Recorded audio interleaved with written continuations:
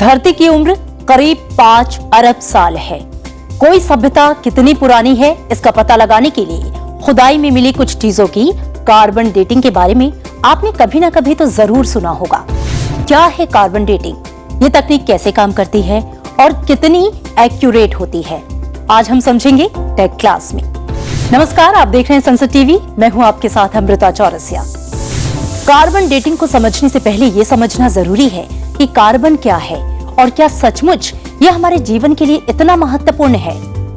विज्ञान की नजर में कार्बन ही काया है, शरीर है। हम इंसान ही नहीं, सारे जीव जंतु, पेड़ पौधे कार्बन से ही तो बने हैं। पृथ्वी पर ही नहीं, किसी भी ग्रह पर कार्बन के बिना जीवन संभव नहीं है। जर्मन में म्यूनिख विश्वविद्यालय के प्रोफेसर डॉक्टर हेराल्ड लेश कहते हैं कि किसी भी जीवनधारी ग्रह पर कार्बन डाइऑक्साइड का होना अनिवार्य है। ये कोई संयोग नहीं, शर्त है। कार्बन डाइऑक्साइड सिर्फ एक अणु है जो कि सूर्य की रोशनी में छिपी गर्मी को सोख लेता है। कार्बन के बिना हमारी पृथ्वी एकदम निर्जीव होगी। आइए अब ये जानते हैं कि कार्बन डेटिंग क्या है। कार्बन डेटिंग एक ऐसा वैज्ञानिक तरीका जिसका इस्तेमाल करके ये पता लगाया जा सकता है कि कोई वस्तु कितने साल पुरानी है। इसमें पेड़, चमड़ी, बाल, कंकाल जैसी पुरानी चीजों की उम्र का पता लगाया जा सकता है। यानी कि हर वो चीज जिसमें कार्बन होता है उसकी कार्बन डेटिंग की जा सकती है। दरअसल हमारी पृथ्वी के वायुमंडल में कार्बन के 3 आइसोटोप पाए जाते हैं। अब आप ये सोचेंगे कि आइसोटोप क्या होते हैं।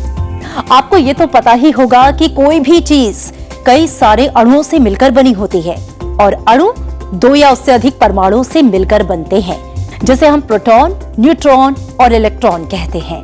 अब आइए आइसोटोप को समझते हैं। आइसोटोप वो परमाणु होते हैं जिनमें प्रोटॉन की संख्या एक समान होती है, लेकिन न्यूट्रॉन की संख्या अलग अलग होती है। कार्बन के 3 आइसोटोप होते हैं, कार्बन 12, कार्बन 13 और कार्बन 14। कार्बन 12 और कार्बन 13 कार्बन के स्टेबल आइसोटोप हैं, जबकि कार्बन 14 रेडियो एक्टिव होता है। इसका मतलब यह है कि कार्बन 14 अनस्टेबल है और धीरे धीरे खत्म होता रहता है। कार्बन 14 लगभग 5730 सालों में अपनी संख्या का आधा रह जाता है और इसीलिए इसे हाफ लाइफ कहते हैं। जब किसी जीव की मृत्यु होती है तो उसमें मौजूद कार्बन 12 और कार्बन 14 के अनुपात में अंतर आने लगता है, यानी कि कार्बन 14 का खत्म होना शुरू हो जाता है। जब किसी चीज की कार्बन डेटिंग की जाती है तो इसी अनुपात के अंतर को मापने के बाद किसी जीव की अनुमानित उम्र का पता लगाया जाता है। जी हाँ, इसी को हम कार्बन डेटिंग कहते हैं। अब आपके मन में ये सवाल होगा कि क्या पत्थर या निर्जीव चीजों की कार्बन डेटिंग संभव है? तो आपको बता दें कि कार्बन डेटिंग से करीब 50 से 60 हजार साल पुरानी वस्तुओं का ही पता लगाया जा सकता है। पत्थर और चट्टानों की उम्र इससे कहीं ज्यादा हो सकती है। साथ ही कार्बन डेटिंग के लिए चट्टान पर कार्बन 14 का होना जरूरी है।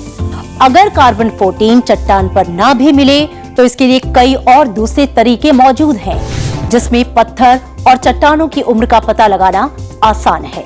पत्थर या किसी निर्जीव वस्तु की OSL डेटिंग की जाती है, यानी कि ऑप्टिकल स्टिमुलेटिंग ल्यूमिनेसेंस से पता लगाया जाता है कि वो चीज कितनी पुरानी है।